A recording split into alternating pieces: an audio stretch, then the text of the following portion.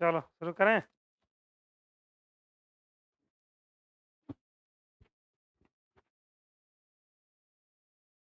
चलिए शुरू किया जाए। शुरू किया जाए उससे पहले एक इम्पॉर्टेंट अनाउंसमेंट है। आप देख रहे होंगे ना यहाँ पे क्या है, अभी बहुत सारी परीक्षाएं आने वाली है ना। एईडी का आने वाला है, दरोगा वरोगा आने वाला है नहीं, तो उसी के मद्देनज़र ये करंट अफेयर का स्पेशल बैच है। आ, डेट देख लो, 3 से 4 जनवरी, ठीक ना। एकदम 1 जनवरी को पार्टी उटी मना लेना है, उसके बाद 3 से 4 जनवरी पढ़ लेना है। ठीक है, बाकी देख लो 3 से 4 जनवरी है। टाइमिंग 1 से 6। फी वगैरह देख लो, ये है ऑफलाइन, ये है ऑनलाइन, और यहाँ पे है 500 प्लस प्रश्न रहेंगे इसमें। ठीक है सर, चलें आगे। चलिए, और अब इसके बाद क्या इसको हटा दिया जाए? नहीं, 1 मिनट, नीचे है।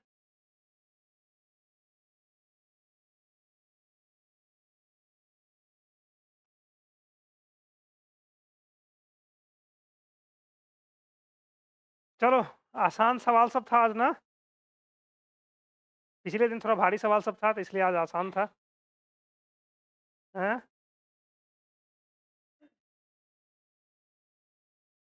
चलिए, क्वेश्चन नंबर 71 पे सबको दिख रहा है और बड़ा करूं? ठीक है, दिख रहा होगा। चलें, आसान सा सवाल है ना। बताइए, इसका आंसर बताइए, तो आसान सवाल है तो। सवाल आसान है तो आंसर बताओ।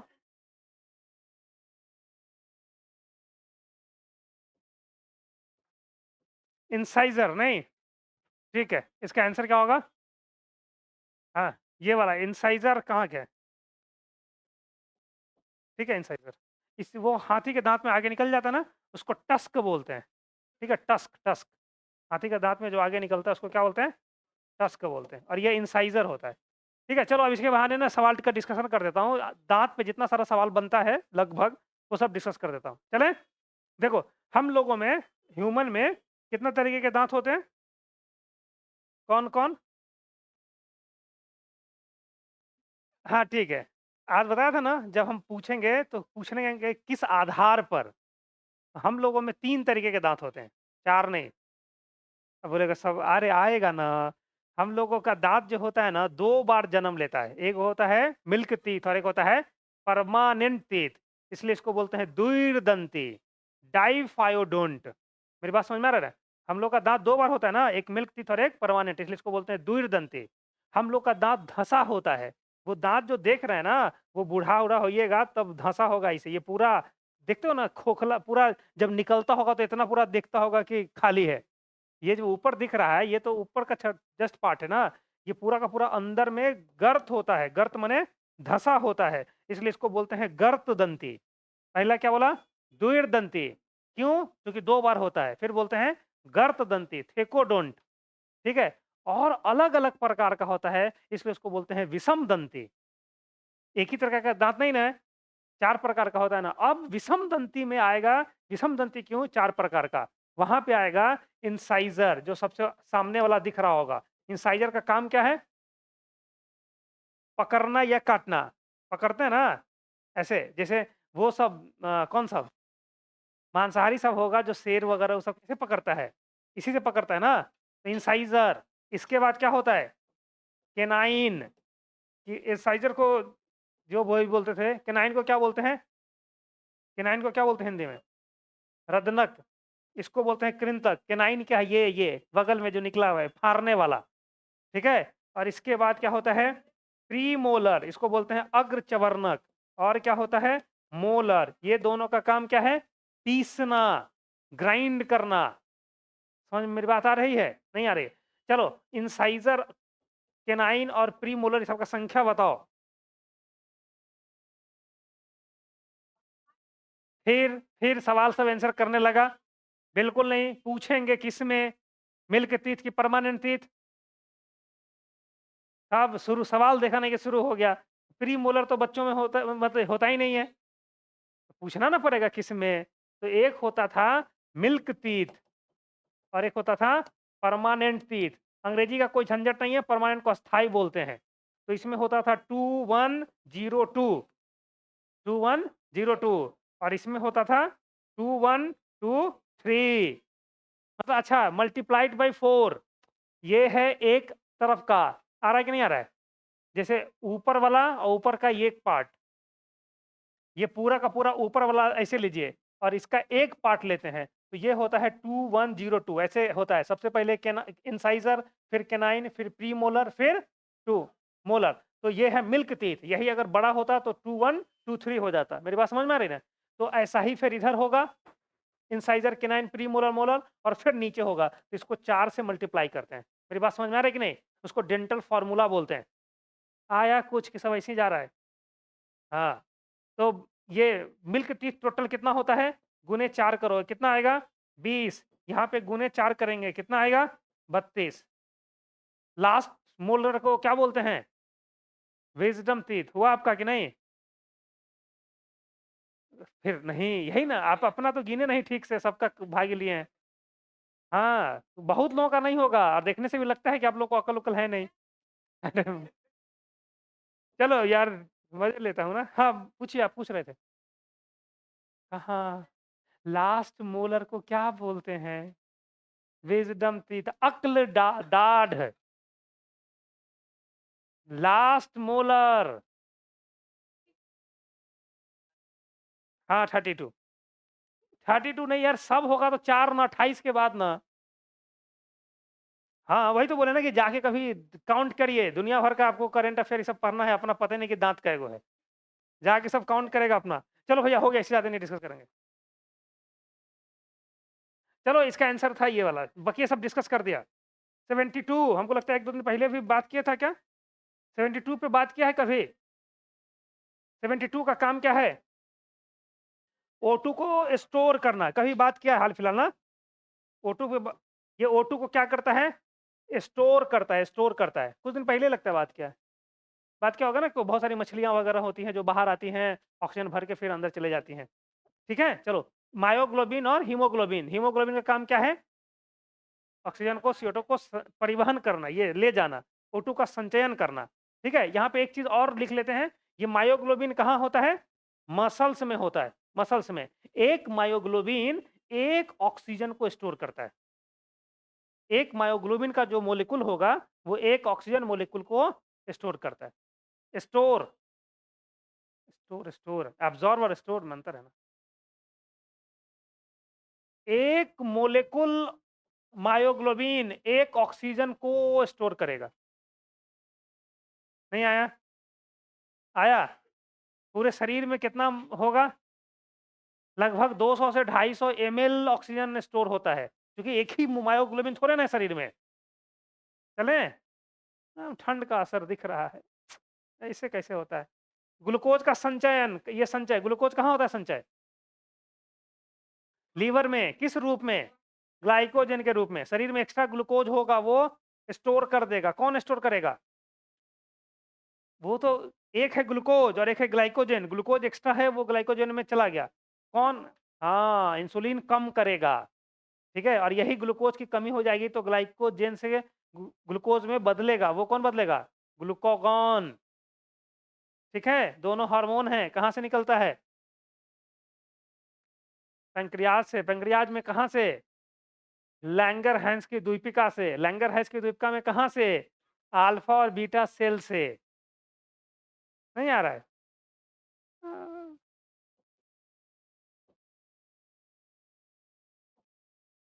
इसमें और कुछ है, रक्त का संचय। रक्त का संचय कहाँ होता है? रक्त का संचय कहीं होता भी है? हैं? ब्लड बैंक, शरीर का ब्लड बैंक कौन है? Emergency blood bank. प्लीहा, थोड़ी-सी मात्रा में होता है हमारा ब्लड। ठीक है? इमरजेंसी में वो करेगा। चलो आ जाओ, 73 बड़ा अच्छा सवाल है। 73 बड़ा अच्छा सवाल है। इस पे बताओ कितना देर बोलना है? मतलब इस अच्छा सवाल में अच्छा मज़ा आता है ना। अब गली-वली में बैटिंग करने के लिए दे देता है तो मज़ा नहीं ना आता है थोड़ा। अच्छा, जल्दी बताओ, बताओ आंसर बताओ इसका साहब, ठंडाओ मत। सबको उठक-बैठक करवाएँगे अभी। गर्मी आएगी इसलिए। सी नंबर क्या है? सवाल पहले समझ में आया? क्या है सवाल? कृत्रिम उपग्रह हमेशा पृथ्वी की घूर्णन दिशा में छोड़े जाते हैं, बात सही है? पक्का? क्यों छोड़े जाते हैं?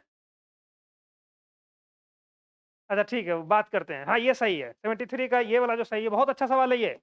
ये सही है। पृथ्वी पूर्व से पश्चिम की ओर चक्कर लगाती है। ऐसी ज्योग्राफी का कॉमन सा अकल होगा ना तो मार दोगे कि गलत है। पृथ्वी पूरब से पश्चिम, पश्चिम से पूरब, 2 ही ग्रह है जो पश्चिम से पूर्व, कौन? हाँ, यूवी, अल्ट्रावायलेट। नहीं यार, चलो आ जाते हैं फिर। यहाँ पे सुनिए सर, चलिए मैं इसका डिस्कस कर लेता हूँ कंसेप्ट। ये सब फैक्चुअल सवाल नहीं था, बहुत अच्छा सवाल है, डिस्कस करता हूँ। ये तो गलत हो गया। अब होगा तो इसके हिसाब से ऑप्शन तो चुनना बहुत आसान है। ऑप्शन चुनेंगे, क्या होगा? ए सत्य है किंतु आर असत्य है। ऑप्शन नंबर क्या हो जाएगा इसका? सी। ऑप्शन नंबर सी हो गया ना। चलो यहाँ पे बहुत सारा कंसेप्ट है, वो डिस्कस कर लेता हूँ, मजा आएगा। सुनो, कृत्रिम उपग्रह समझते हैं? कोई उपग्रह बताएंगे भारत का या दुनिया का है कोई? चलो आर्यभट्ट का ही बात कर लेते हैं। आर्यभट्ट भारत का पहला उपग्रह था। कहाँ से छोड़ा गया था?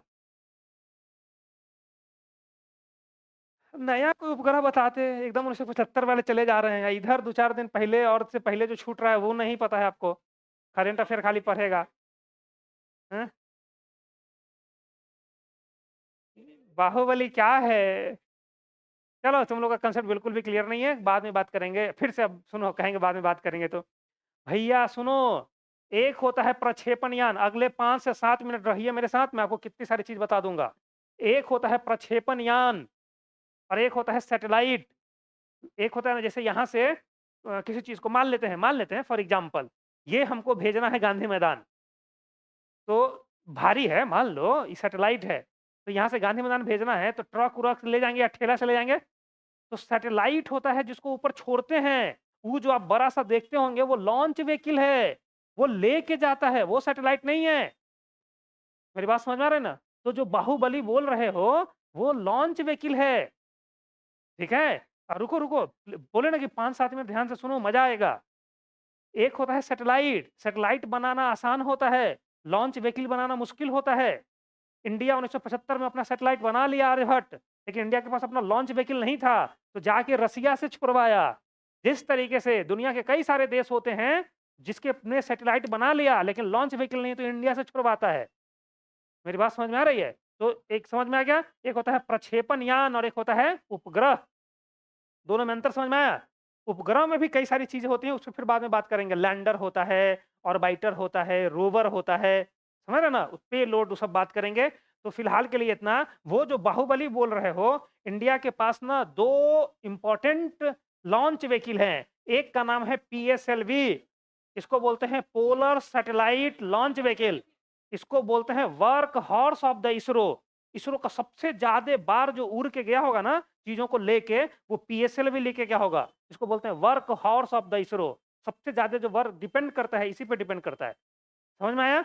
और दूसरा होता है जीएसएलवी, जियो सिंक्रोनस सैटेलाइट लॉन्च व्हीकल।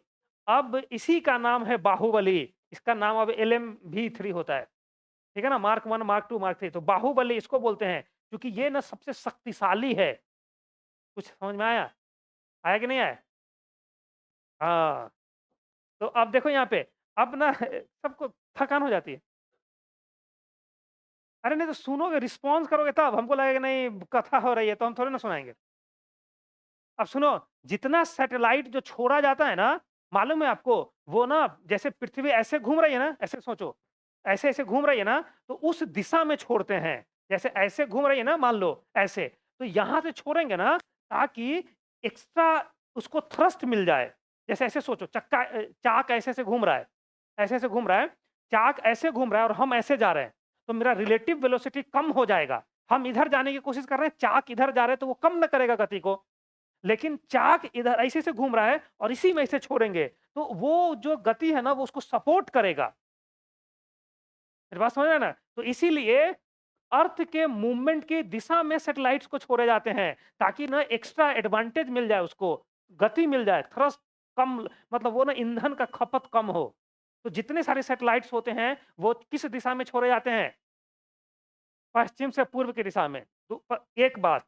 दूसरी बात, ये ना जहाँ से सैटेलाइट लॉन्च किया जाता है, इंडिया में कहाँ से लॉन्च किया जाता है? श्री सतीश धवन अंतरिक्ष केंद्र, कोटा से। हरिकोटा ना, हरिकोटा वहाँ पे।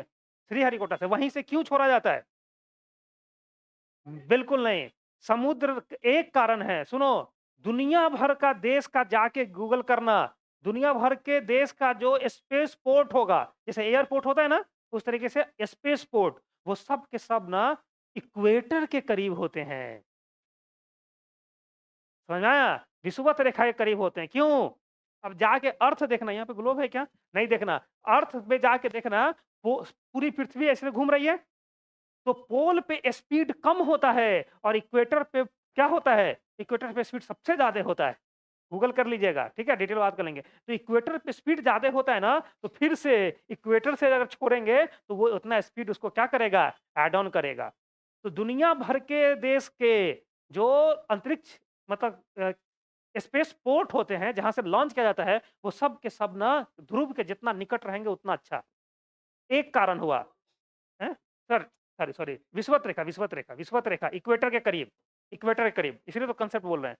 मेरी बात समझ में आ रही है? एक कारण होता है, दूसरा कारण होता है कि भारत का जो वहाँ पे है श्रीहरिकोटा में, एक तो इक्वेटर के करीब है, दूसरा आस-पास में ना घनी आबादी नहीं होनी चाहिए, उसको समुंदर होना चाहिए, वहाँ पे पुलिकट झील है। क्यों है? क्योंकि कभी-कभी ना मिशन एबॉर्ट करना पड़ता है, पता चला ऊपर गया, मिशन फेल हो गया, तो उसको गिरेगा या कुछ गिरेगा, तो कहीं आबादी पे गिर जाएगा तो दिक्कत ना है। तो आस-पास समुंदर होना चाहिए या झील वगैरह, तो वहाँ पे पुलिकट झील है, इंडियन ओशियन वगैरह होगा, देख लेना, वो हमको नहीं पता ज्योग्राफी प्लॉट।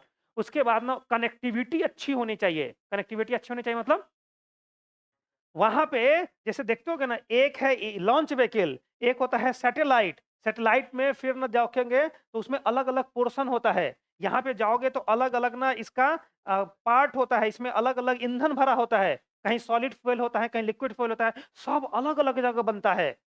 कहीं पे ये पार्ट बनेगा, कहीं पे ईंधन बनेगा, कहीं ये पार्ट बनेगा, अलग-अलग जगह पे, सब वहाँ पे जाता है, तब असेंबल होता है, तो इसलिए कनेक्टिविटी अच्छी होनी चाहिए। समझ में आया?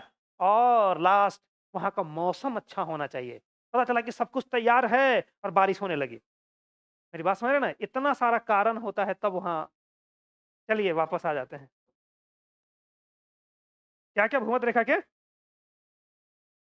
हाँ, हाँ, तो आप चेक करिए ना, साल का 1 आध महीना वहाँ डिस्टर्ब रहता है, बाकी 11 महीना अच्छा होता है।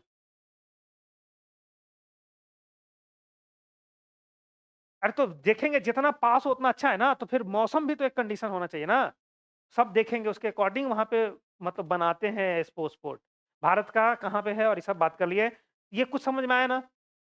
चलो, तो इसका आंसर हो ही गया। इतना के बाद सब गाली देता है या क्या करता है? अरे! नहीं, नहीं, गाली देने का मतलब यही नहीं होता है, वही जो आप समझ रहे हैं।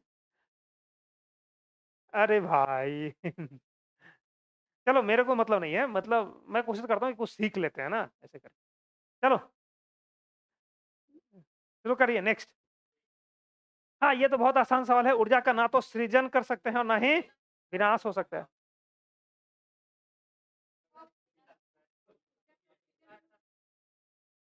क्या? अरे यार, हमको ये पढ़ के मारे हैं ना, ये थो हम ये थोड़े ना देखें कि सब सी है। कोई अकल-उकल नहीं लगाएगा। ऊर्जा का ना तो निर्माण संभव है, ना ही हाँ, तो सृजन माने विनिर्माण। Energy can't be created nor be destroyed. और आगे चलें? इसमें किसी को कुछ पूछना है? इतना आसान तुम लोगों को लगता है ये। चलो, ऊर्जा का रूपांतरण होता है, एक रूप से दूसरे रूप में। समझ में आ रहा है ना? चलो इसमें कभी बात करेंगे डिटेल। अब ऐसे डिटेल क्या, ब्रह्मांड बिग बैंग जब हुआ था, तो उसके पहले क्या था? बिग बैंग के पहले क्या था? तो कुछ नहीं था तो क्या था? कुछ तो रहा होगा। यही ऊर्जा थी। जो बोले नहीं जितना आसान आपको दिख रहा है ना, इसमें जाएँगे तो कितना फिलॉसफिकल है ये। You can't be created something from nothingness. कुछ भी नहीं से कुछ भी नहीं बनाया जा सकता। ध्यान से सुनो, क्या बोला? कुछ भी नहीं से कुछ भी नहीं बनाया जा सकता। कुछ है ही नहीं है तो कैसे कुछ बन जाएगा? कुछ बनाने के लिए कुछ चाहिए ना, ठीक है? तो बोलते हैं कि एनर्जी ना तो बनाया जा सकता है, ना ही मतलब विनाश किया सकता है। अब तो बिग बैंग के पहले कुछ तो रहा होगा ना, तभी तो इतना सारा चीज़ बना। वही एनर्जी, समझे ना? चलो, चलो सर हो जाएगा 75। ये देखो ये क्या है, एक तरफ ना देश है और दूसरा साफ तरफ ना उसका स्पेस एजेंसी है। तो आपको ना पता होना चाहिए चाइना का क्या है, नहीं पता? पता है आपको? पता है, पता है। जापान का जाक्सा है, एकदम से पता होना चाहिए। जापान का खूब करंट अफेयर में पढ़ते होंगे। जापान और इसरो का, मतलब इसरो और जाक्सा का कई संयुक्त कार्यक्रम चल रहा है अभी। जाक्सा, इसके बाद ना रूस का रोसकॉस्मोस, ये इससे काम हो जाएगा। चीन का सीएनएसए होता है 4, इसको बोलते हैं सेंट्रल नेशनल स्पेस एडमिनिस्ट्रेशन। ठीक है? तो अब ना उसके बाद ना फ्रांस का क्या होगा? एक, ये ना उसका कुछ है सेंट्रल नेशनल, ई से ना जापानीज़ वर्ड है कुछ, सॉरी फ्रेंच फ्रेंच वर्ड है, और स्पेशियल ये कुछ होता है, वहाँ पे जाके देख लेना, ठीक है? ये फ्रांस का है। चलें आगे? तो अब देखो ऑप्शन,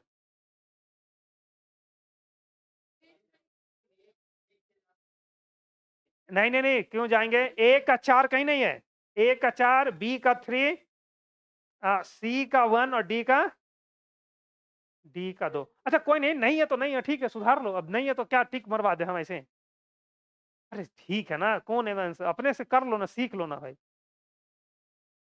बस पता होना चाहिए कि कौन किसका है, हो गया। अमेरिका का कौन है? हाँ, नासा का फुल फॉर्म क्या है? National aeronautics space administration. छोड़ो नासा का मत याद रखो, इंडिया का कौन है? क्या होता है इसरो का? बहुत बढ़िया। इसकी स्थापना कब हुई थी?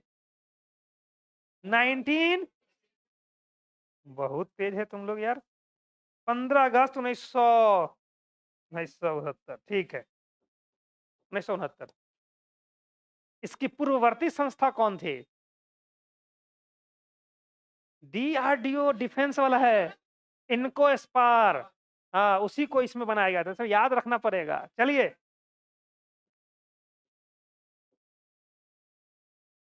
स्पेस ये इसरो किसके क्या? इनको स्पार बात कर लेंगे। अच्छा ये किस डिपार्टमेंट के अंतर्गत आता है इसरो? जैसे भारत में अलग अलग डिपार्टमेंट है ना, डिपार्टमेंट बोले तो डिफेंस, डिफेंस है मिनिस्ट्री, किसके विज्ञान एवं अंतरिक्ष, किसके अंतर्गत आएगा? बारी बारी से हैं? जैसे डिपार्टमेंट समझ रहे हैं ना, ये इसरो किस डिपार्टमेंट के अंदर, सवाल समझ में आ रहा है? कोई डिपार्टमेंट के अंतर्गत नहीं आता। फिर तो सवाल डिपार्टमेंट कहाँ बोल रहे हो? ये डायरेक्ट पीएमओ के अंतर्गत आता है, पीएम को रिपोर्ट करता है, किसी डिपार्टमेंट के अंतर्गत नहीं आता। ये सवाल जरूरी है जानना। क्या लिखा था? हाँ, आप डायरेक्ट बोलिए ना, अनुदान देता है, ग्रांट करता है, पीएम नहीं देते हैं वो। मतलब पूरा बजट पास होता है उसमें आता है, पीएम का औकात नहीं है कि किसी को पैसा दे। पीएम का नहीं, किसी का औकात नहीं। अरे मेरे भाई, किसी डिपार्टमेंट के अंतर्गत नहीं आता, डायरेक्ट पीएमओ के अंतर्गत आता है, उसको रिपोर्ट करता है, बस ये सब सवाल जानना जरूरी है। समझ में आ रहा है कि नहीं? अब पूरा इसरो पढ़ लिए।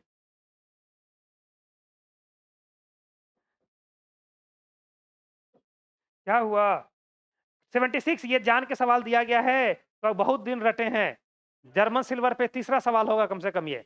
कम से कम ये दिखना चाहिए था ना, क्यों जान निकल गई? कई बार बोला है ना, क्यों जान निकल गई किसका है? जर्मन सिल्वर का। तो ऐसे भी देखेंगे तो जर्मन सिल्वर मारेंगे, ठीक है? जर्मन सिल्वर, ठीक है ना, बर्तन वर्तन में यूज करते हैं, स्पून में, फॉर्क में, नाइफ में।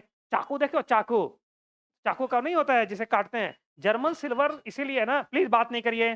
जर्मन सिल्वर का जो अपीयरेंस होता है ना, वो एकदम चांदी जैसा होता है, व्हाइट, व्हाइटिश, ठीक है ना, इसलिए। चलो पीतल और टांका, इस पीतल और कांसा के बारे में कई बार बात कर चुके हैं। पीतल क्या होता था? ब्रास, ब्रास होता था ना, कॉपर और जिंक। कांसा ये क्या होता है? कॉपर और टीन। टांका, हाँ लेड और टीन, 70% 30%। टांका का काम क्या है? नहीं बोलते टांका भिराना, जोड़ना जोड़ना। ये जाएगा इलेक्ट्रॉनिक्स वगैरह की दुकान में तो नहीं, ऐसे पतला सा वायर होता है, सोल्डर, सोल्डर, वही सोल्डरिंग करता रहता है, वही तो होता है टांका। इसका मेल्टिंग पॉइंट क्या होता है? कम। और कहाँ यूज़ करते थे इसका? फ्यूज़ में। फ्यूज़ किसका बना होता है? यही शोल्डर का टाँका। चलें? कुछ बोलना है तो बोलिए। नहीं बोलना है? अरे बोलो ना। हम चाहते हैं कि कोई कुछ पूछे, अंदर से निकले। नहीं, ऐसे चलो 77। ठीक है, छोड़ो, अभी ठंडा में निकलने में भी दिक्कत है। 77 बहुत आसान सा सवाल है। अच्छा सुनो, ये विलयन, एक होता है सॉल्यूट, ध्यान से सुनना, और एक होता है सॉल्वेंट। दोनों मिलके क्या बनाएगा? सॉल्यूशन। अगर मैं पूछूं, या देखो, जल है और चीनी है, बात नहीं, जो लोग बात कर रहे हैं हमको पता है, उनका घर महनार पड़ता है। सुन ही नहीं रहा है। अरे भाई मत बात करना। जल और चीनी है, शरबत बन जाएगा। इसमें कौन विलायक है? जल और, हाँ बहुत अच्छा। ये ना नॉर्मल है, तो अगर एक ऑप्शन चुनना रहेगा तो हम भी मारेंगे कि जल जो है वो क्या है? विलायक, और चीनी विलय। अब रुकिए, यहाँ पे 3 केजी चीनी है और उसमें 4 बूंद पानी डाल रहे हैं, समझे? तो विलय और विलायक, एक होता है जो घुल रहा है और एक हो जो घुला रहा है, ठीक है ना? तो यहाँ पे चीनी पानी को घुला रहा है कि पानी चीनी को घुला रहा है? चीनी। तो हमेशा देखते हैं कि किसकी मात्रा अधिक है। ठीक है, नॉर्मल कुछ नहीं बोलेगा तो हम भी जल पे ही मारेंगे। लेकिन ना विलायक और विलय का जो डिसीजन होता है, विलायक और विलय, इसका जो डिसीजन होता है, वो देखते हैं कि मात्रा कितनी है। जिसकी मात्रा ज्यादा होगी वो विलायक होगा, जिसकी मात्रा कम होगी उसको विलय बोलते हैं। सॉल्यूट और सॉल्वेंट, मेरी बात समझ में आ रही ना? तो अब आप कंसेप्ट ये क्लियर रहेगा। ये कंसेप्ट वो सवाल दिया ही था ये कंसेप्ट चेक करने के लिए, ठीक है ना? प्लीज ये टोला बात नहीं, अगर आपको आता है तो प्लीज मेरे क्लास से निकल जाएं। मेरे को दिक्कत होती है ना, हम बहुत सेंसिटिव आदमी है, हमको कहीं से भी मरमरी होगा ना, मेरा ध्यान वहां जाता है, उससे मेरा अपना परफॉर्मेंस गड़बड़ होता है। नहीं समझ में आया? जैसे नहीं होता है, बैट्समैन खेल रहा है और साइट स्क्रीन पे कोई दिक्कत होता है तो रुकता है ना, उसका कंसंट्रेशन भंग होता है। अब यहाँ से बरबर मरमर मरमर मर समझते हैं ना, खटकता है। यहाँ पे ये सवाल देने का मतलब ही क्या था? ये कंसेप्ट टेस्ट कर रहा है। पानी कितना है? पानी है 45%, अल्कोहल कितना है? 55%। तो यहाँ पे अल्कोहल 55% है, तो ये होगा सॉल्वेंट, बोले तो विलायक, और 45% विलय। ठीक है, ये हार्ड वाला आदमी है, पानी कम अल्कोहल ज्यादा। नहीं समझ में आ रहा है? पानी विलय, अल्कोहल विलय, यही ना?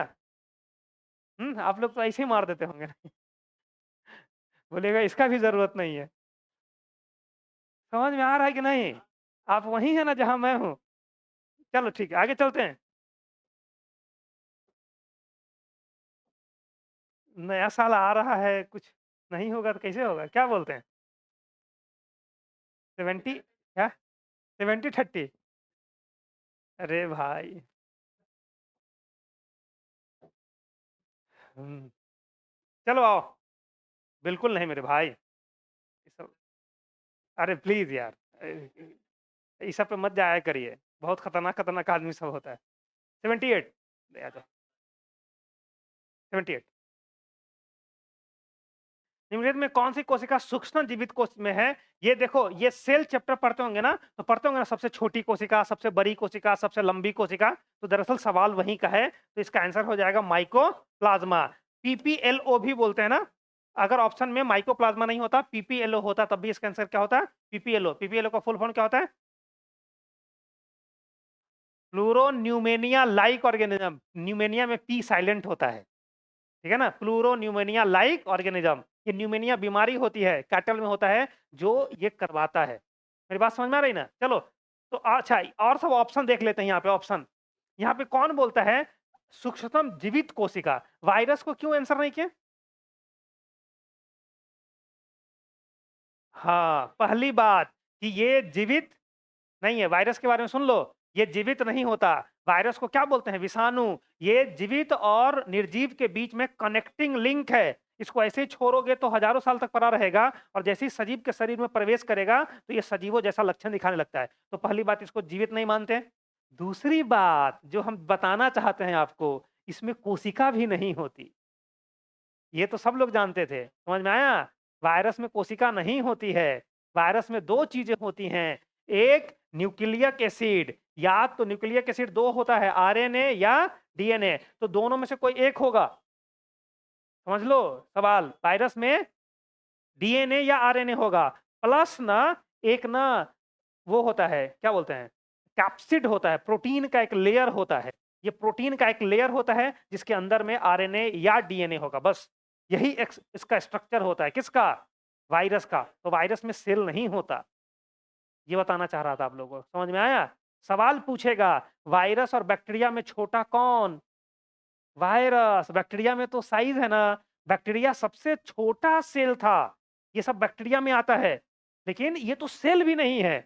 ये सब समझ में आ रहा है सवाल? अभी सब पढ़ के जाइएगा तो, रट के जाइएगा तो नहीं होगा। सवाल पूछ लेगा साइज, 4 को ऑप्शन दे देगा और बोलेगा कि साइज बढ़ाइए। जैसे मैं सिंपल सवाल अभी बना देता हूँ। सवाल दे दूंगा वायरस, और मुश्किल करूँ? वायरवाइड, और एक बैक्टीरिया दे दूंगा और एक फंजाई दे दूंगा। और सजाइए। कुछ समझ में आ रहा है? तो ये सवाल रट के नहीं जा सकते हैं, आपको समझ में आना चाहिए। बैक्टीरिया का साइज़ वायरस से ज़्यादा होगा, और वायरस से भी बड़ा साइज़ होगा किसका? सॉरी, वायरस सबसे पहले, उसके बाद बैक्टीरिया और फंजाई। फंजाई तो और आगे ना आएगा। कई बार बोले होंगे मोनेरा पोटेस्टा फंजाई, तो फंजाई तो और कॉम्प्लेक्स स्ट्रक्चर है। तो फंजाई में और बड़ा होगा ना, और वायरवाइड ना वायरस से भी छोटा होता है। समझ में आया कुछ?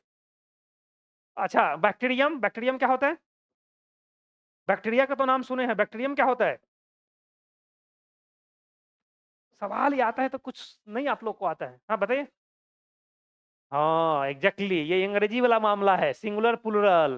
Bacteria is the plural of bacterium. इसे सीख ना लेना है, कि अंग्रेजी में आएगा एग्ज़ाम तब। समझ में आ रहा है कि नहीं? बैक्टीरियम क्या है? बैक्टीरिया है सिंगुलर। इंग्लिश? अरे भाई, ज्ञान है ना, कहीं से मिलेगा ले लेंगे।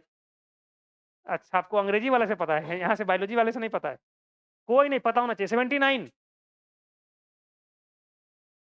ये बड़ा अच्छा सवाल है। अच्छा सवाल माने गलत किए होंगे जो लोग पढ़े होंगे वो लोग, नहीं पढ़ने वाले का तो कोई मतलब नहीं है। बताया जाए हुजूर? सी, सी, सी इसलिए मारे हो तुम लोगों को ना कि ये इसके बारे में कोई आइडिया है नहीं। एक बारे में आइडिया है नहीं, बी देखा होगा तो मार दिया होगा। हाँ, यही तो हम पूछ रहे हैं आप लोगों से। हाँ, यही तो हम बोले कि जिन लोगों ने सी मारा उनसे आप पूछिए, डिबेट करिए कि काहे आप लोगों ने सी मारा, बी क्यों नहीं मारा? करता है? नहीं करता?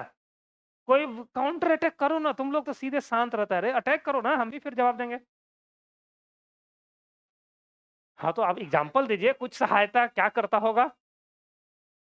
कुछ भी हो सकता है, तब तो अंदाज़ी मार रहे हैं ना, अंदाज़ी मारने से नेगेटिव मार्किंग होता है। और जिसने सी मारा होगा खुश हो गया होगा, लेकिन वो गलत ही उससे खुश हो रहे हैं आप। चलो मैं बता देता हूँ आप लोगों को, जिन लोगों को है, ये क्या है? आरएनए डायरेक्ट मदद नहीं करता पाचन में, लेकिन सहायता करता है। सॉरी, ये आरएनए है ना, आरएनए? अच्छा, आरएनए का बात कर रहा है ना? हाँ, ठीक है। नहीं, नहीं, ये हमको लगा कि राइबोसोम है। नहीं, नहीं, आरएनए के मुख्य काम है ना, मुख्य काम। छोड़ो, छोड़ो। नहीं, नहीं, नहीं, ये प्रोटीन संश्लेषण।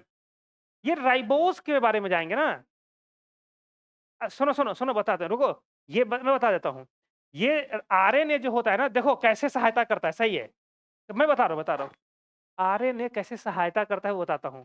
प्रोटीन बनाने में आरएनए मदद करता है। आरएनए 3 तरीके का होता था, तो प्रोटीन बनाने में कौन मदद कर रहा है? आरएनए। और जितने सारे एंजाइम्स हैं, वो क्या हैं? प्रोटीन हैं। ऑल एंजाइम्स आर प्रोटीन, पढ़े हैं?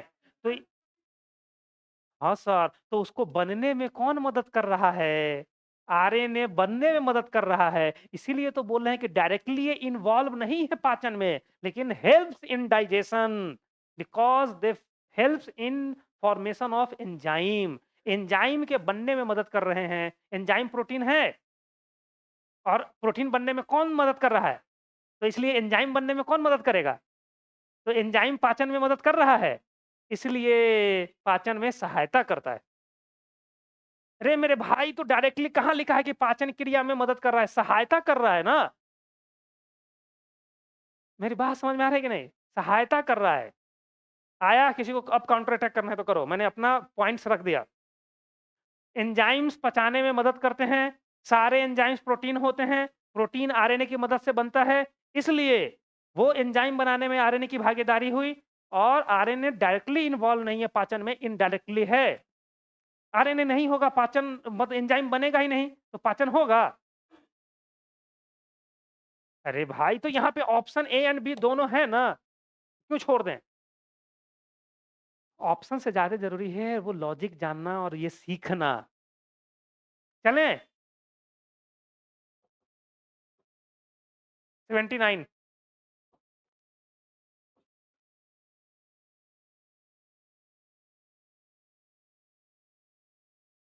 80 ना? ये तो हो गया बहुत आसान सा सवाल है। ये प्रोटीन है ना, ये ग्लूकोज़ कई बार बात कर चुके हैं, ग्लूकोज़ क्या होता है?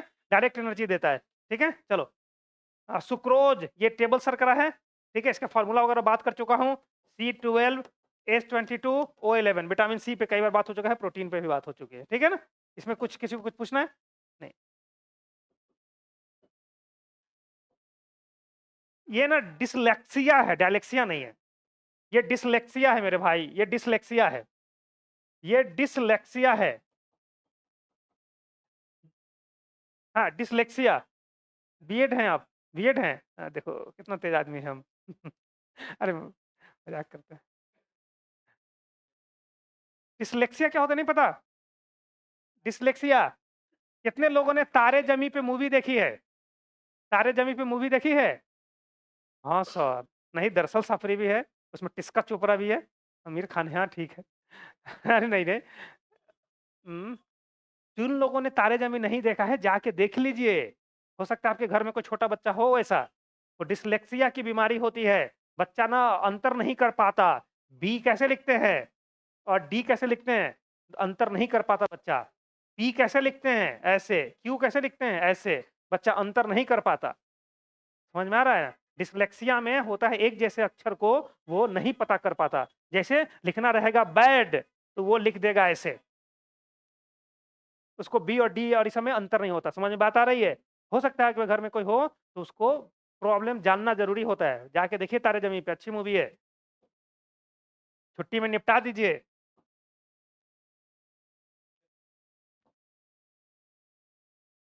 क्या-क्या?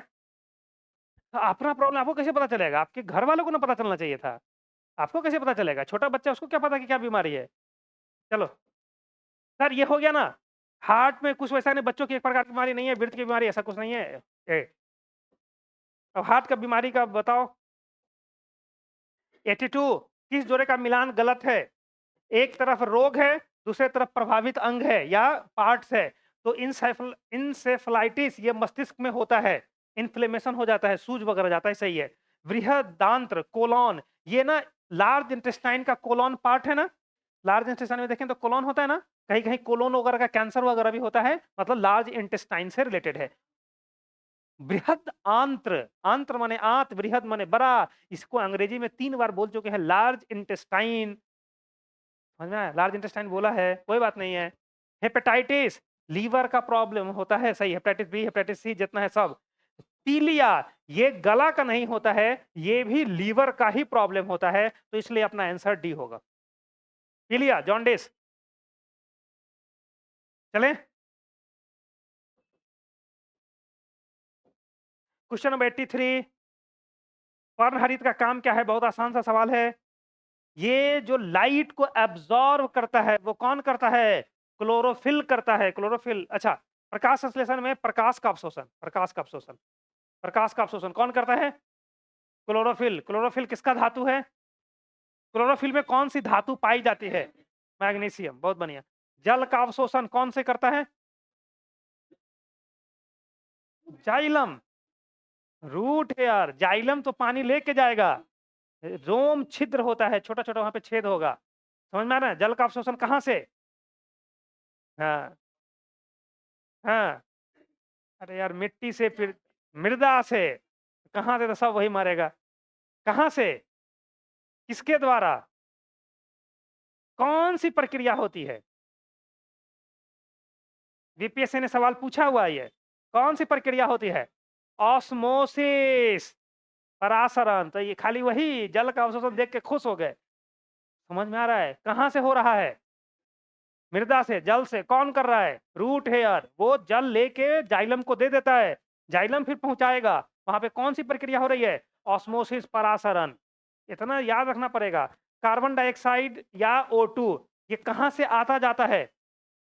स्टोमेटा से। पत्तियों में छोटे छोटे छिद्र होते हैं, वो क्या होता है? स्टोमेटा। यहाँ पे ऑस्मोसिस होता है। यहाँ पे कौन सी प्रक्रिया होती है? जैसे सवाल समझ आ रहा है? देखो बीपीएससी ये पूछ चुका है, तो अब बीपीएससी जो पूछेगा वो यही पूछेगा। एक स्टेप आगे विसरण।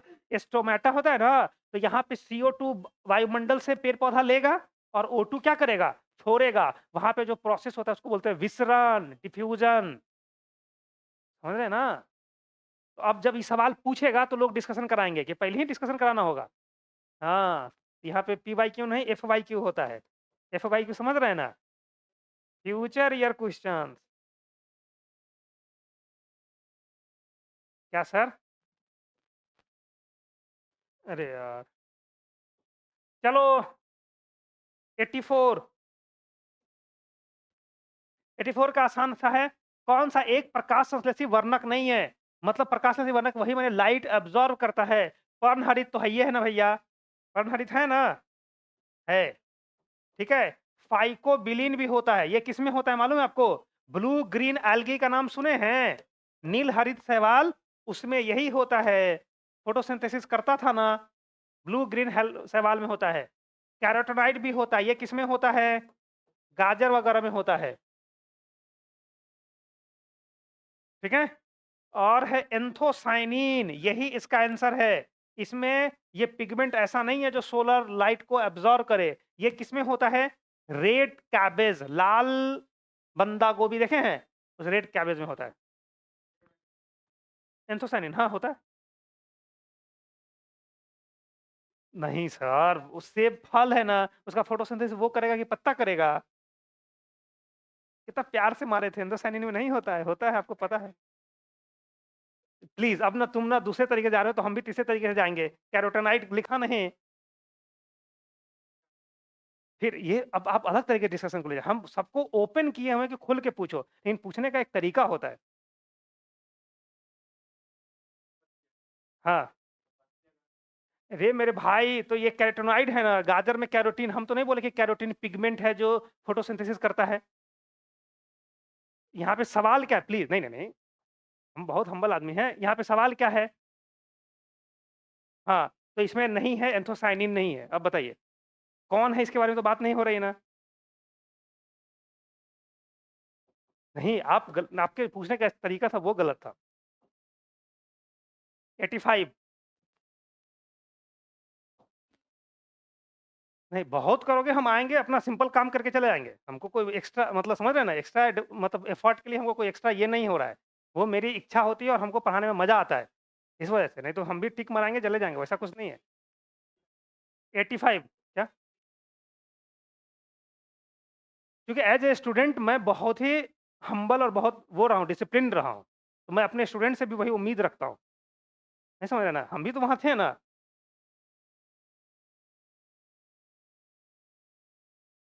अच्छा चलो, अब हम आप पे नहीं गुस्साएँगे। 85, 85, 85, 85। हाँ, ठीक है। सी सही है। सापेक्षता के सिद्धांत का प्रतिपादन तथा ठीक है। विद्युत इसमें कुछ किसी को कुछ पूछना है? हाँ, कौन खोजा था? देख रहे हो ना, सवाल हमको नहीं पता। हाँ, बताइए कौन खोजा था? आपको पता है? हाँ, तो ये बोल दो कि याद नहीं है। हर्ट्ज ने खोजा था इन 1887। हर्ट्ज डिस्कवर बोले ना, रुको, रुको यहाँ पे। मैं दावे के साथ बोल सकता हूँ कि बिना हमको देखे हुए ना इस सवाल पे हम बहुत देर बोल सकते हैं। जाओगे ना प्रकाश पूरे दुनिया में आइंस्टाइन जो फ़ेमस है, वो आइंस्टाइन इसके लिए फ़ेमस है। किसके लिए? सापेक्षता के सिद्धांत के लिए। इसी में जाओगे तो E बराबर mc स्क्वायर आता था। ठीक है? सापेक्षता का सिद्धांत कब दिया था? 1905 में दिया था। वो था स्पेशल थ्योरी ऑफ रिलेटिविटी। 1915 में आया था जनरल थ्योरी ऑफ रिलेटिविटी। पूरे दुनिया में आइंस्टाइन सापेक्षता के सिद्धांत के लिए फ़ेमस हैं। लेकिन आइंस्टाइन को नोबेल इसके लिए नहीं मिला था। हाँ, आइंस्टाइन को नोबेल किसके लिए मिला था? प्रकाश विद्युत प्रभाव के लिए, हाँ। प्रकाश विद्युत प्रभाव के लिए नहीं, प्रकाश विद्युत प्रभाव की व्याख्या के लिए। हाँ, तो ये व्याख्या बोलना ज़रूरी नहीं था।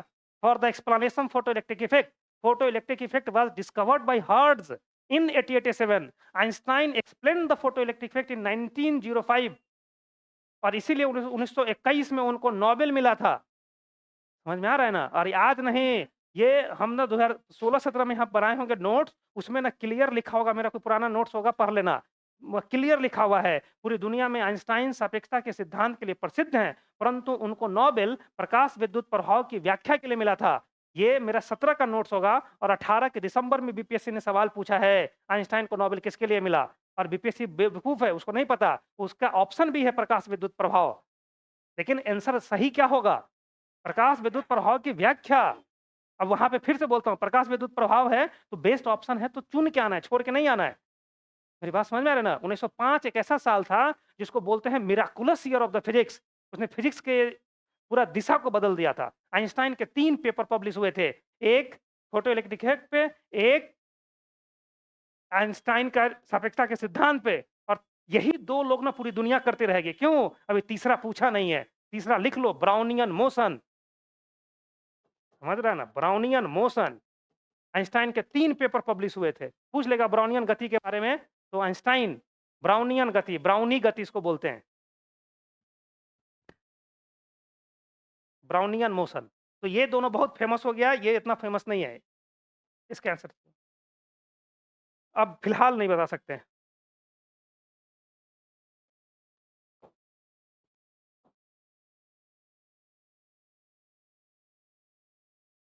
ये उनका जवाब था कि किसने खोजा था, मतलब क्या? बात कर लेंगे ना यार, सब पहले दिन जब हम टेस्ट सीरीज स्टार्ट किए थे तो बोले थे कुछ सवालों का हम आज एक्सप्लेनेशन करेंगे, कुछ करेंगे, सब एक-एक करेंगे तो कैसे होगा? तुमको पढ़ना है भाई, क्वांटम पढ़ना है, कितना देर पढ़ना है? कहाँ गया?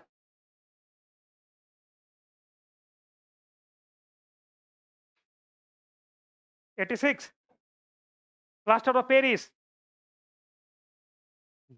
जिप्सम, जिप्सम लवण। जिप्सम का फॉर्मूला क्या होता है?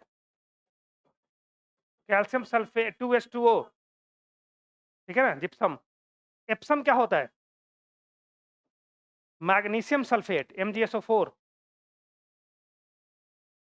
120 भी है और उससे ज़्यादा अच्छा आंसर है। देखो 120 बोले ना, समझ गए, 100 कर लो, ज़्यादा अच्छा है। हाँ, 120 कहाँ से? कहाँ से पढ़े 120? सोर्स क्या है आपका? चलो इनके सवाल का जवाब दे देते हैं और बता देता हूँ। जिप्सम से ही प्लास्टर ऑफ पेरिस बनता है। कैसे प्लास्टर ऑफ पेरिस बनता है? ये है कैल्शियम सल्फेट और ये डाइहाइड्रेट।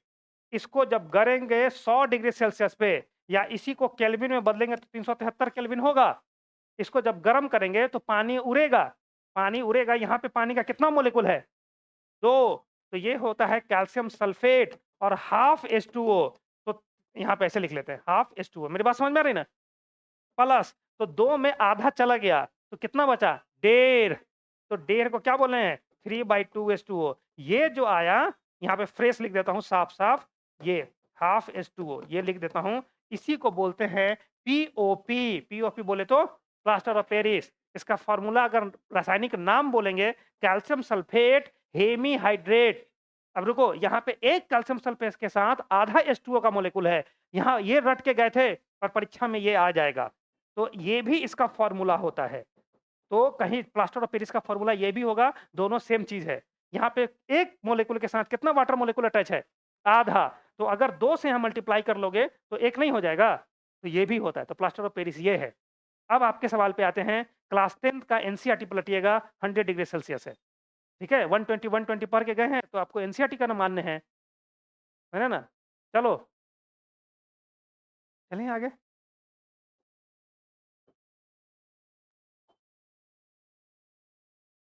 नीला थोथा, नीला थोथा का फ़ॉर्मूला। रुको, रुको तुम लोग। देखो आज के बाद कभी नहीं भूलोगे। भैया अंग्रेजी वाला लोग थोड़ा-सा ध्यान दे दो, हिंदी वाला ध्यान दो। ब्लू विट्रॉल होता है, ग्रीन विट्रॉल होता है और एक होता है व्हाइट विट्रॉल।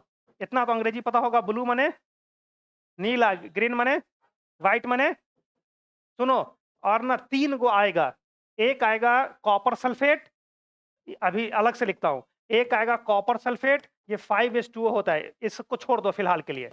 FeSO4 7H2O होता है, और एक होता है ZnSO4, यहाँ पे चेक कर लेना 5H2O ही है संभवतः, एक बार चेक कर लेना। तो यहाँ पे देखो ये कॉपर सल्फेट है, मैं क्या बोल रहा हूँ आज के बाद कभी ना भूलोगे, ध्यान से सुनो। ये कॉपर सल्फेट है, ये आयरन सल्फेट, हाँ फेरस सल्फेट, आयरन सल्फेट, ये जिंक सल्फेट। यहाँ पे 3 गो है, ब्लू, ग्रीन और थोड़ा सा दिमाग लगाओ, अल्फाबेट में देखो कौन किसके करीब है। बी के करीब सी आएगा, कॉपर। एफ ग्रीन के करीब आएगा, और व्हाइट जिंक जेड के करीब आएगा।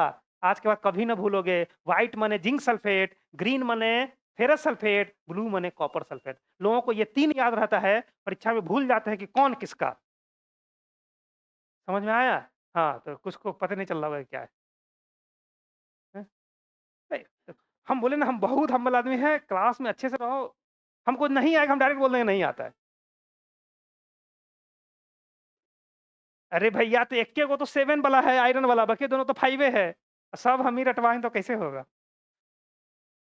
क्या? हाँ भैया, हाँ, कुछ सवाल आ रहा था। ये 7 है? 5 है, एक बार चेक कर लीजिएगा, हो सकता है मैं यहाँ गलत हो सकता है। अरे ठीक है ना,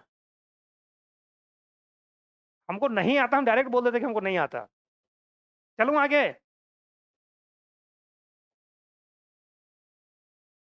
87,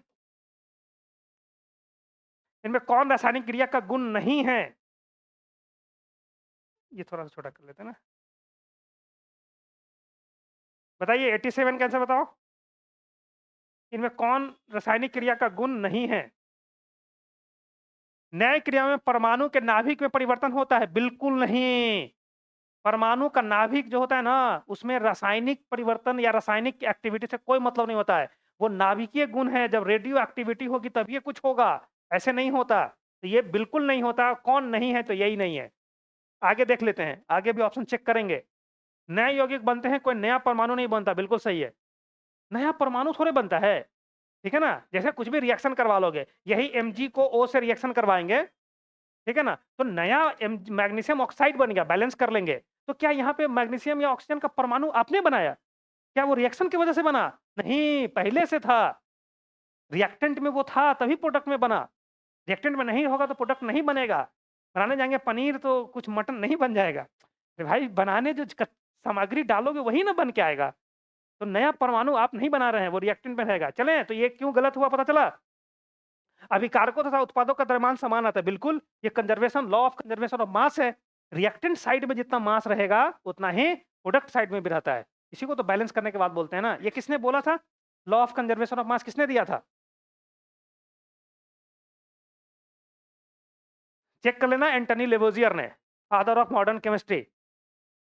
ठीक है? अच्छा, आ रहे हैं, ए पे वापस आ रहे हैं फिर से। सी और ये, यार क्या करता रहता है टाइपिंग वाला, बी और सी ना। डी, सामान्यतः क्रिया पर ताप तथा दाब का प्रभाव होता है? होता है।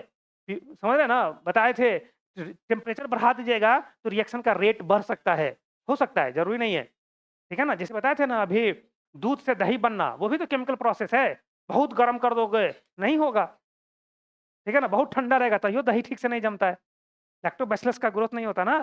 मेरी बात समझ में आ रहा है ना? वैसे भी नॉर्मल रिएक्शन में भी जाके देखेंगे तो टेम्परेचर और प्रेशर का फ़र्क पड़ता है, ली-चैक्लियर्स प्रिंसिपल। अब आ जाते हैं फिर से ए पे। परमाणु के नाभिक में कौन होता है? प्रोटॉन और न्यूट्रॉन। रिएक्शन जब कर रहे हैं तो आउटर मोस्ट इलेक्ट्रॉन जो है वो पार्टिसिपेट कर रहा है, प्रोटॉन न्यूट्रॉन का कुछ नहीं हो रहा है। समझ में आ रहा है ना? ये फिर से यहाँ से एक और सवाल बनता है, नाभिकीय गुण जो इसी का उल्टा। मेरी बात समझ में आ रही है ना? जब ना नॉर्मल रिएक्शन होगा तो नाभिक पे कोई असर, उसी तरीके से रेडियो एक्टिविटी जब होती है तो रेडियो एक्टिविटी में नाभिक पे ही असर होता है। उसके कंसंट्रेशन, प्रेशर, टेम्परेचर पे कोई फर्क नहीं पड़ता। मेरी बात समझ में आ रही है ना? नाभिकीय गुण होता है रेडियो एक्टिविटी। मतलब वहां पे बहुत टेम्परेचर या प्रेशर बढ़ा देंगे तो ऐसा नहीं कि वो रेडियो एक्टिव हो जाएगा। मेरी बात समझ में आ रही है? तो वहां पे इन सब का फर्क नहीं पड़ता। दो रिएक्शन होता है, एक होता है केमिकल रिएक्शन और एक होता है न्यूक्लियर रिएक्शन। संलयन पढ़े हैं, विखंडन पढ़े हैं, तो उन लोगों का मतलब विखंडन वगैरह का होना होगा तो होगा, विखंडन ऐसे नहीं होता। कुछ आ रहा है।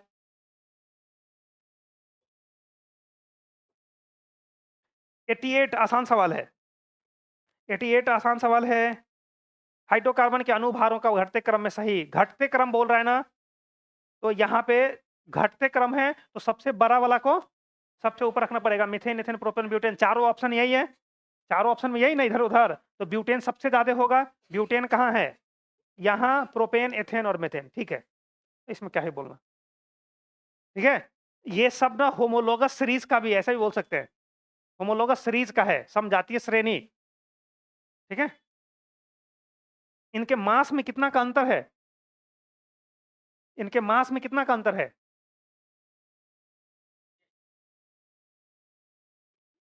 14 AMU। CH2 का अंतर है, तो कार्बन का 12, हाइड्रोजन का 2, 14। और एटॉमिक लेवल पे या मॉलिक्यूलर लेवल पे जो मास नापते हैं वो AMU में नापते हैं। आंसर होगा 14 AMU। ठीक।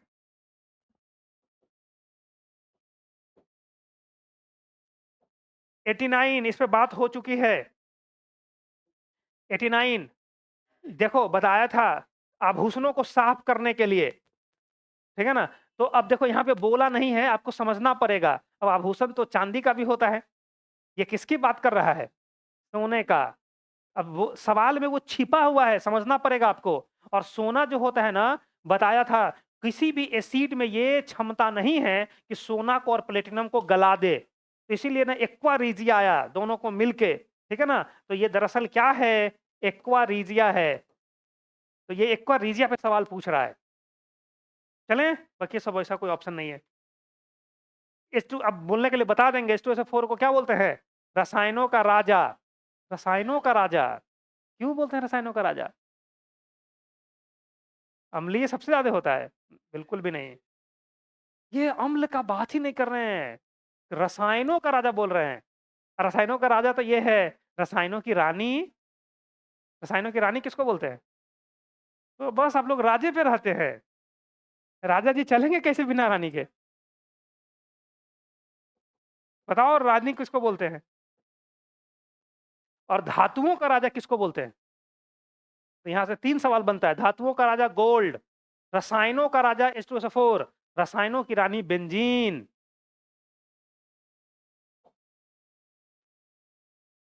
बेंजीन सबसे ज़्यादा बेंजीन यूज़ करते हैं दैनिक जीवन में।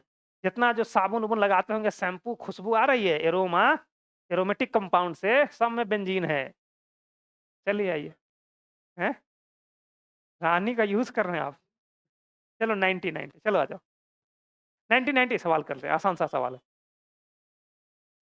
पृथ्वी की त्रिज्या 2% घटा दी जाए तो गुरुत्वीय त्वरण, सबसे पहले देखना G बराबर होता है GM बटे R स्क्वायर। तो ये इन्वर्सली का रिलेशन है। R अगर बढ़ेगा तो G घटेगा, R घटेगा तो G बढ़ेगा। तो यहाँ पे घटा दी जा रही है तो G का मान क्या होगा? बढ़ेगा। तो जो भी ऑप्शन है घट जाएगा वाला, वो तो ऐसे ही कैंसिल हो जाएगा। अब है बढ़ जाएगा पहले से अधिक हो जाएगा, या बढ़ जाएगा पहले से अधिक हो जाएगा, दोनों तो ऑप्शन सेम ही है। और अपरिवर्तित तो रहेगा ही नहीं। ठीक है, 2% घटा दी जाते हैं ना, मैं डायरेक्ट आपको बता देता हूं, ये 4% जी का मान बढ़ जाएगा। 4% जी का मान बढ़ जाएगा। तो समझ में आया? 4% जी का मान बढ़ जाएगा। तो ऑप्शन देखो, अब यहाँ से बढ़ जाएगा पहले से अधिक हो जाएगा, दोनों तो ऑप्शन क्या ही बोले।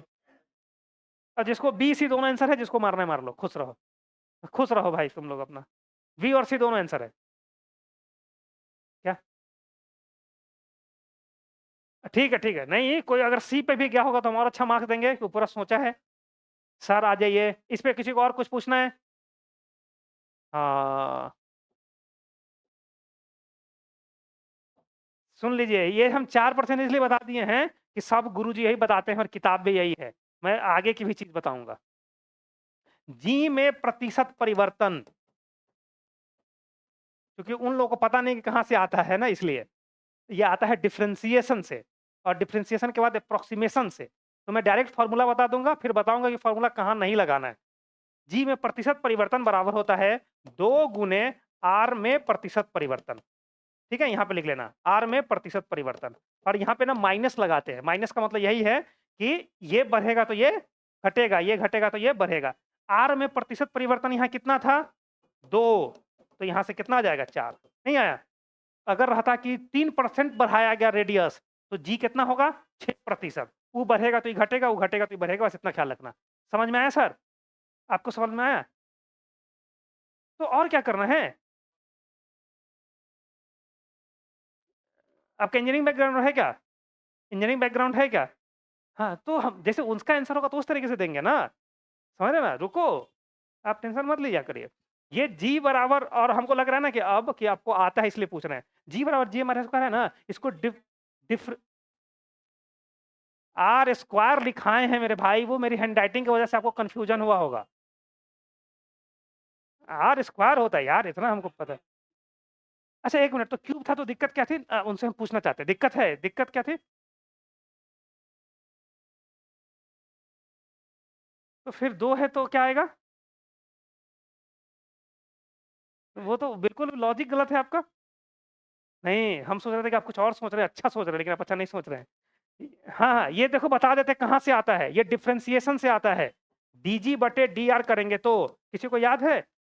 छोड़ो, बस इतना याद रखना, नहीं जाऊँगा डिटेल में, नहीं जाऊँगा, डिफरेंशिएशन नहीं पता। रुको, ये फ़ॉर्मूला सब जगह मिलेगा, लेकिन इस फ़ॉर्मूला का यूज़ तहाँ करोगे जहाँ पे r जो है ना, वो मैक्सिमम 10% तक की वृद्धि हुई है या घट, मतलब r का मैक्सिमम लिमिट 10 है तभी, 10 से ज़्यादा ये फ़ॉर्मूला मत लगाना। क्या बोले, समझ में आता है ये? अगर R में बोलेगा कि 44% की वृद्धि हुई है, तो G में कितना प्रतिशत की? 88 मत बोलना। मैक्सिमम 10% तक ये सही होगा, उससे ज़्यादा सही नहीं होगा। फिर से बोलता हूँ, जाके जहाँ देखना है देख लो, कोई ये नहीं बोलेगा, सब यही बोलेगा, क्योंकि उनको पता नहीं कहाँ से आता है। क्या बोला, समझ में आया? फिर उसको दूसरे तरीके से बनाते हैं, बेसिक फंडा से बनाते हैं। 91, 91 घनत्व, जिसका घनत्व कम रहेगा वो क्या करेगा? तैरेगा। चलो बहुत सवाल हो गया। ये इसका आंसर 91 का सी। 92 दोनों ध्रुवों पे चुंबकत्व अधिकतम कहाँ होता है? दोनों ध्रुवों पे। आप अगर देखेंगे, एक बार मैग्नेट लीजिए और ना इसको आयरन फॉयल अगर छीटेंगे तो सबसे ज्यादा देखेगा यहीं पे चिपका रहेगा, ध्रुवों पे सबसे ज्यादा शक्ति होती है। चलें?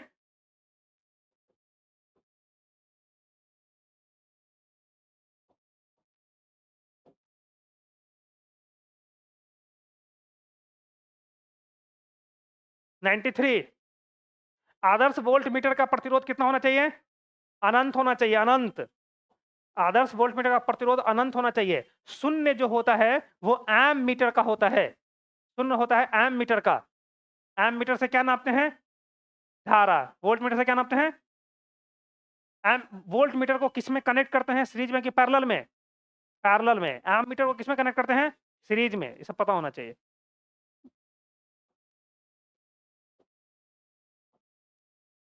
94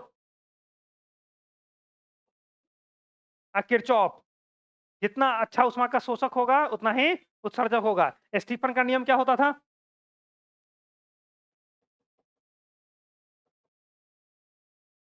किसी वस्तु से जो ऊष्मा ऊर्जा रेडिएट हो रही है, निकल रही है, वो उसके एरिया पे डिपेंड करेगा और ताप के चौथे घात के समानुपाती होता है। समझ में आता रही है? हम्म। खिचड़ी ठंडा करना रहता है तो उसको ऐसे ऐसे करते हैं कि ऐसे ऐसे, काहे? सरफेस एरिया बढ़ाएंगे तो हीट का लॉस तेजी से होगा। फिजिक्स कहाँ नहीं है, समझ में आ रहा है? खिचड़ी ठंडा कर रहे हैं ना, आजकल ऐसे ही ठंडा हो जाएगा जल्दी। चलो, न्यूटन का शीतलन नियम जानते हो ना? ठीक है, जानते हो तो बताने की जरूरत नहीं है। किरचॉफ का नियम क्या? गॉस का नियम पढ़ना भी नहीं है, 12th में था, छोड़ो। 12th में पढ़ना था गॉस का लॉ, नहीं पढ़ना था इलेक्ट्रोस्टैट में? छोड़ो ना, नहीं पूछता है ना। अरे टाइम हो गया ना, तो उधर बहुत समय ले लिया ना, सब देखना ना पड़ता है, तुम लोग नहीं ना समझेगा। 95, 95 सिलिकॉन, सिलिकॉन, सिलिकॉन और जर्मेनियम, ये सब जो है वो क्या है? प्योर सेमीकंडक्टर, प्योर को ही बोलते हैं इंट्रिंसिक सेमीकंडक्टर, इसको हिंदी में नैज भी बोलते हैं। और एक होता है एक्सट्रिंसिक, डोपिंग करते हैं, डोपिंग करने के बाद ना उसका क्या होता है, कंडक्टिविटी बढ़ता है, ठीक है ना, डोपिंग करने के बाद। तो इसका ये हो जाएगा शुद्ध। फिर कुछ पूछना है? एक चीज होता है बैंड गैप, बैंड गैप, इस बिहार एसएससी ने सवाल पूछा हुआ है। कंडक्शन बैंड, बहुत अच्छा लगा, वैलेंस बैंड बोले हम इसी से खुश हो जाते हैं, सच बोलते हैं। ये ना जर्मेनियम का होता है 0.7 इलेक्ट्रॉन वोल्ट और सिलिकॉन का होता है 1.1 इलेक्ट्रॉन वोल्ट, एकदम से याद होना चाहिए। सिलिकॉन का बैंड गैप 1.1 इलेक्ट्रॉन वोल्ट, इसका होता है 0.7 इलेक्ट्रॉन वोल्ट, मतलब 0.68 होता है, लेकिन चलो 0.7 लिख लो। Band gap, band gap BPSC SSC ने पूछा हुआ है, बिहार एसएससी ने। जर्मेनियम का ना 100 और 0.7 इलेक्ट्रॉन वोल्ट लिखाए हैं, सिलिकॉन का 1.1 ना है। हाँ, अब कोना में उधर रहते हैं तो कैसे दिखाई देगा। 96, 96 बताइए। नेट लेंस की गोलाई क्या होती है?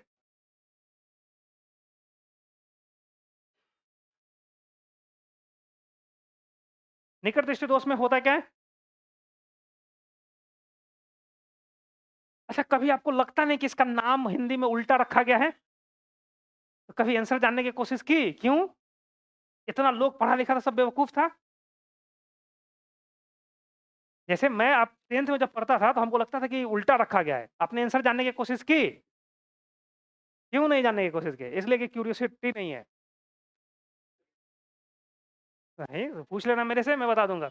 निकट दृष्टि दोष में कारण नहीं जानेंगे, निकट दृष्टि दोष में दूर का नहीं दिखाई देता, स्पष्ट, ठीक है। यहाँ पे क्या होता है ना, नॉर्मल आंख में रेटिना पे इमेज बनता है, निकट दृष्टि दोष में रेटिना के पहले इमेज बनता है, ठीक है। तो क्या होगा, गोलक, नेत्र गोलक मोटा हो जाएगा, मोटा हो गया ना, तो पहले ऐसे था, ऐसे, ठीक है, तो रेटिना के सामने बना था, अब ऐसे हो गया ना, इसका ये डिस्टेंस बढ़ जाता है। नेत्र लेंस क्या होता है, गोलक मतलब मोटा हो जाता है। और दूसरा, रेटिना और लेंस के बीच की दूरी बढ़ जाती है ना, पहले वहां पे बनता था, अब दूरी बढ़ गई, तो रेटिना पीछे खसक गया ना, इमेज यहीं पे बन रहा है। इसका उपचार अवतल लेंस, और ये पढ़ लिए तो दूर दृष्टि दोष में इसका उल्टा होगा। चलें, हाँ, ए 97, ठोस में ठोस का विलयन, बहुत बढ़िया, अच्छा है। धातु में ठोस का विलयन होते हैं ना, मिश्र धातु है, ठीक है। देखोगे स्टील, देखोगे आयरन कार्बन है, दोनों का दोनों क्या है, सॉलिड है। तांबा देख लीजिए, तांबा और पीतल देख लीजिए, तांबा और जिंक देख लीजिए, ठीक। द्रव में द्रव का विलयन, द्रव में द्रव का विलयन, अभी तो अल्कोहल और पानी मिलाए थे, ठीक है, पानी में शहद मिला लीजिए आप। गैस में गैस का विलयन, उसमें दूर क्यों जाना, हवा। अच्छा बताओ, वहां पे जो बताए थे ना आज कि सबसे ज्यादा जो होता है उसको क्या बोलते हैं, विलायक बोलते हैं ना। अब पढ़ के गए थे, पूछेगा हवा में विलायक कौन है, नाइट्रोजन। कितना अच्छा सवाल बनता है और कितना लॉजिकल है। तीनों में मतलब और सब गैस में सबसे ज्यादा कौन है, नाइट्रोजन। तो हवा में विलायक कौन है, नाइट्रोजन, ठीक है। गैस में ठोस का विलयन पढ़ा होगा, hydrogen in palladium, hydrogen in palladium. अच्छा, गैस में ठोस है, ठोस में गैस नहीं है। Hydrogen in palladium, hydrogen gas है, पैलेडियम में मतलब एलिमेंट वो सॉलिड है। ये है गैस में ठोस, धुआं हुआ जो रहता है तो गैस में वो नहीं रहता, सॉलिड सॉलिड, धुआं धुआं हो जाएगा। 99 और 100 दोनों करते हैं। 98, 98 छूट गया, ऐसा कैसे छूट गया? हाँ बताओ 98। बीटा का जब डी इधर लिखेंगे, बीटा का जब डीके होता है तो क्या होता है, मास नंबर पर कोई फर्क नहीं पड़ता, लेकिन उसका एटॉमिक नंबर बढ़ जाता है, एक एटॉमिक नंबर एक बढ़ जाता है। तो भैया मास नंबर नहीं बढ़ रहा, आइसोटोप में एटॉमिक नंबर सेम होता था, जेड। यहाँ पे मान लो कि कोई एलिमेंट है, ऐसे ले लेते हैं रैंडम, एम ले लेते हैं, ए है और जेड है, और इधर कोई दूसरा एलिमेंट हो गया n और z+1 हो गया, बीटा डीके हुआ तो, नहीं हुआ? तो यहाँ पे ये तो चेंज नहीं हुआ लेकिन ये तो सेम है ना, और मास नंबर सेम है इसलिए आइसोबार, समभारिक। सवाल आया? सवाल ऐसे पूछता है, बीटा डीके जब होता है तो एलिमेंट पीरियोडिक टेबल में दाईं ओर शिफ्ट होते हैं कि बाईं ओर? दाईं ओर। एलिमेंट पीरियोडिक टेबल में बढ़ते परमाणु क्रमांक के अनुसार है ना, तो Z+1 हो गया तो परमाणु क्रमांक एटॉमिक नंबर 1 से बढ़ गया, तो उसका दाईं तरफ शिफ्ट होगा। कुछ आ रहा है? इसका आंसर हो जाएगा x और y क्या होंगे? समभारिक होंगे। हम mn कर दिए थे, यहाँ पे xy कर लेना। हुँ? नहीं, अल्फा निकलेगा तो कुछ नहीं होगा। काहे कि मास नंबर में 4 की कमी होगी और एटॉमिक नंबर में 2 की कमी होगी, तो ना मास नंबर सेम है, ना एटॉमिक नंबर सेम है, तो ना आइसोटोप होगा, ना आइसोबार होगा। ठीक है? 99 अब चले 99 पे? ठीक है सर, कोई छूटे ना, देख लीजिएगा। 99 हाँ, ये ल्यूकोप्लास्ट जो होता है ना, वो 3 तरीके का होता है। एक जो स्टार्च को संग्रहित करता है, उसको हम लोग क्या बोलते हैं? एमाइलोप्लास्ट। एक होता था इलाइयोप्लास्ट, वो ना लिपिड को संग्रहित करता था, और एक होता था प्रोटीनोप्लास्ट, वो प्रोटीन को संग्रहित करता था। चलें? चलिए सर, एल्वियोलाई किसका एक भाग है? लंग्स का, ठीक है ना? लंग्स जब हम लोग साँस लेते हैं, तो एल्वियोलाई पे जाके गैस का एक्सचेंज होता है। हमारे शरीर में कितना एल्वियोलाई होगा? ये फालतू का फैक्ट है लेकिन याद रख लोगे। ये आसान होता है। 3 गुने 10 का पावर 8 लिखते हैं तो आपको प्रकाश की चाल दिमाग में आती है? 3 गुने 10 का पावर 8 मीटर पर सेकंड, लेकिन यहाँ पे मीटर पर सेकंड नहीं लगाना है क्योंकि ये संख्या है, तो हमारे शरीर में इतना ही एल्वियोलाई होता है। लगभग यहाँ से जाएँगे तो 4.8 4.5 भी होता है, लेकिन इससे काम चल जाएगा। हमारे शरीर में 3 गुने 10 का पावर 8 एल्वियोलाई हैं। एल्वियोलाई पे ही गैस का एक्सचेंज होता है। चलें? और किसी को कुछ?